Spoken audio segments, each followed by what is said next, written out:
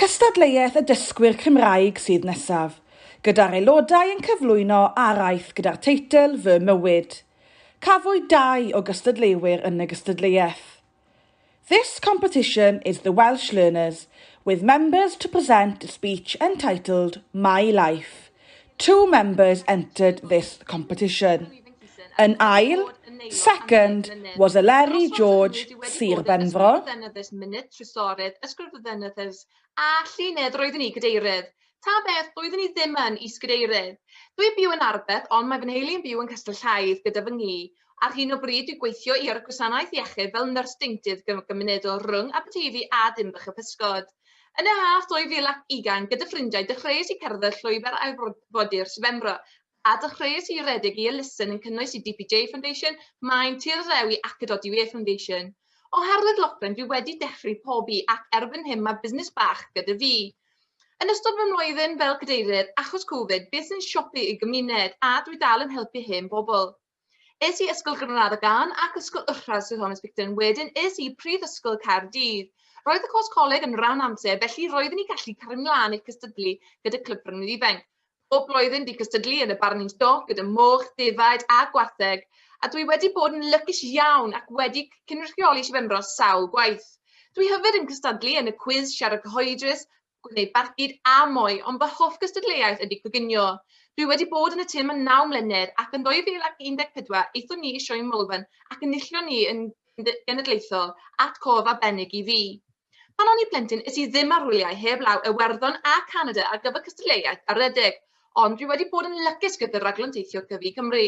Es i Ffindir, yr Alban a Budapest, a rhaid dweud mae'n brofiad wedi bod yn anghygol. Ac yn gyntaf, in first place, Lian Davies, Brycheiniog. Clwb Fym Ifanc Troi Dudala ers 2004. Mae gen i 2 chwaer, Gemma a Holly. Ers 2016, rwy'n gweithio i'r Cymdeithas Amaethyddol Frenhinol Cymru fel y cynythorwydd nawdd. Mae'r swydd hyn yn cynnwys trefnu y nawdd tuag at y 3 digwyddiant mae'r Cymdeithas yn dal.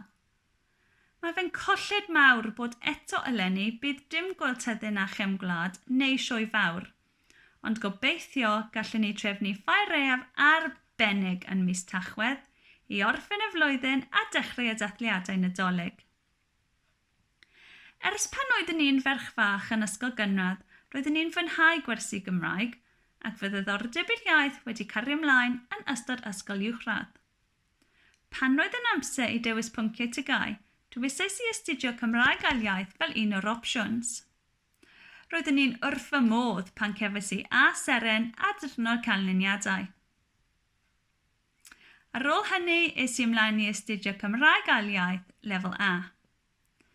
Dyma lle roedd y cyfle i astudio cerddi, storïau, dramau, rhaglenni teledu, a hefyd roedd yn amser i siarad y iaith mwy.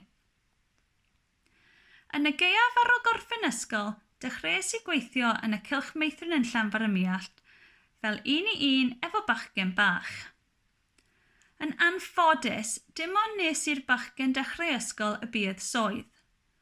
Ond yn ffodus, cyn hynny, roeddwn ni'n llwyddiannus am dechrau cwrs lefel 3 gofal plant efo mudiad meithrin yn Aberystwyth, efo lleoliad yn y ffrwd Gymraeg yn ysgol gynradd Llanfair y Muallt.